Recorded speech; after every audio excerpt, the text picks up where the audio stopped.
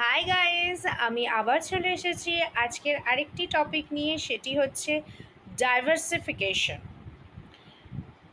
তো আম, শুরু করা যাক ভিডিওটি। এক জায়গায় সব টাকা রাখা কি ভুল?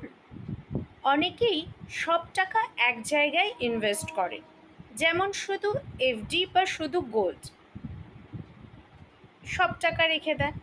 কিন্তু ডাইভার্সিফিকেশন ছাড়া রিস্ক অনেক বেড়ে যায়। আর জানবো কেন ডাইভার্সিফিকেশন জরুরি। আর প্রথমেই জানবো হোয়াট ইজ ডাইভার্সিফিকেশন। ডাইভার্সিফিকেশন মানে টাকা আলাদা আলাদা অ্যাসেটে ভাগ করে রাখা।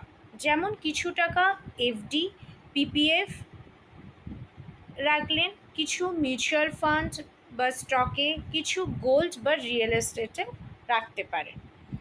উদ্দেশ্য কি? রিস্ক কমানো আর রিটার্নের ব্যালেন্সটা রাখা। Why it's important? রিস্ক কমে, এক সেক্টরে খারাপ গেলেও অন্য সেক্টর থেকে লাভ হয়।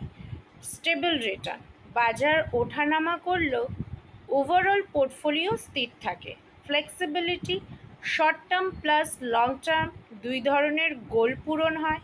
ওয়েলথ ক্রিয়েশন, সময়ের সাথে কম্পাউন্ডিংয়ের মাধ্যমে বড় ফান্ড তৈরি হয়। ডাইভার্সিফিকেশন হলো ইনভেস্টমেন্টের গোল্ডেন রুল।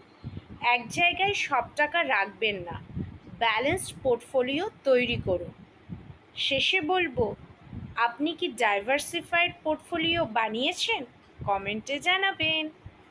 তো ভিডিওটি যদি ভালো লেগে থাকে তাহলে অবশ্যই লাইক, সাবস্ক্রাইব আর শেয়ার করতে ভুলবেন না।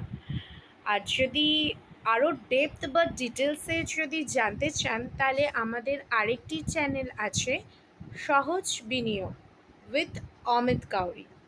তো ওটাও আপনারা দেখতে পারেন। বাই।